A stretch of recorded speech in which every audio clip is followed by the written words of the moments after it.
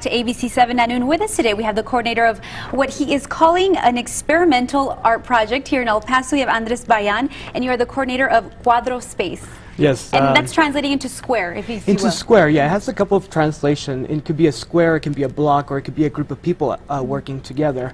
In Cuadro, the Cuadro space, it opened up for Chock the Block weekend, and we're in 210 North Stanton, which is the Bassett Tower. And since then, we've sort of been creating these experimental art projects to engage different communities, to engage the downtown community or the El Paso community in general. And this upcoming weekend, we actually have a few of our visiting artists. So along with sort of engaging local artists, we've also been bringing in sort of like international or national known artists, specifically from LA, who sort of work with a project that's very similar to Cuadro called Machine Project. And Machine Project is actually who started up this Cuadro project alongside the Rubin Center, which is a gallery at UTEP. Right. So the visiting artists that we have this weekend are called Cam Lab, and they're going to be doing some events on Thursday, on Friday, and on Saturday, engaging audiences and communities sort of like in different ways and forms. And what was your inspiration for this?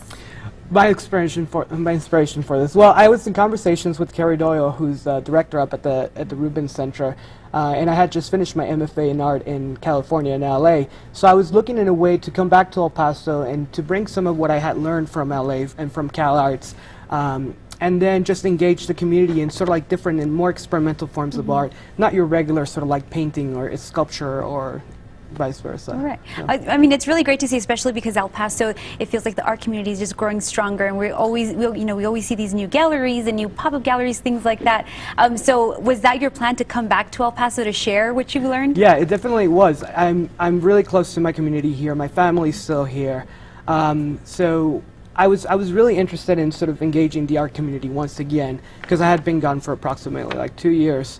But sort of like the growth that downtown has been having and all these sort of like different art activities around the city was definitely something that I was interested in being part of again. Well, that's great to hear. We're glad you're back with all your creative inspirations here, making an impact in the city. So again, the Cuadro space is located in downtown El Paso. That's at 210 North Stanton. And if you know where House of Pizza is located, it's right next door to that. Door. So, yes. And then again, some of the organizations making this possible, the Stanley and Gerald Rubin Center for the Visual Arts and the El Paso Community Foundation. There will be several events starting Thursday, Friday, and Saturday. What are the times for that? So our Thursday event is going to be more of an open house, so people can drop in from noon to 8 p.m. just to meet the artists, to talk to the artists that we're going to have in there, just sort of like spark a conversation.